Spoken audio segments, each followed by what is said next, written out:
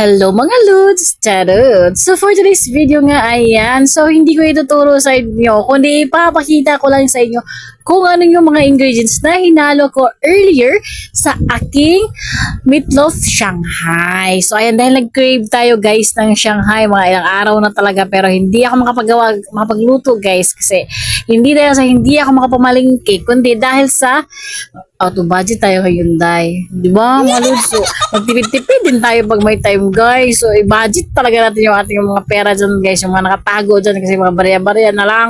So, ito ka na nga. O, baka sabihin nyo, nagjo-joke ako. Hindi yan biro, guys. Totoo yan. So, ayun na nga. Dahil meron nga akong meatloaf sa bahay, nagpabili nila kay ate ng carrots and then carrots and then malunggay tsaka lumpia wrapper. So the rest is meron naman ako sa bahay, and then giniling ko na lang yung carrots and then malunggay after ko siya hinugasan together with the bawang and then the sibuyas, and then tinimplahan ko na siya ng egg. Hindi ko na siya nilagyan ng salt, pero nilagyan ko siya ng paminta, and then nagginisa mix, ano pa ba? And then egg, and then pagkatapos ko mix together, nirap ko na siya guys, and then tinikman ko na siya at niluto na natin, and then so far so good naman guys. Wala pang magkano ba, wala pang 80 pesos ang aking gastos dyan, o diba? So ayun lang guys for today's video, try nyo na rin guys. Agoy, ang init.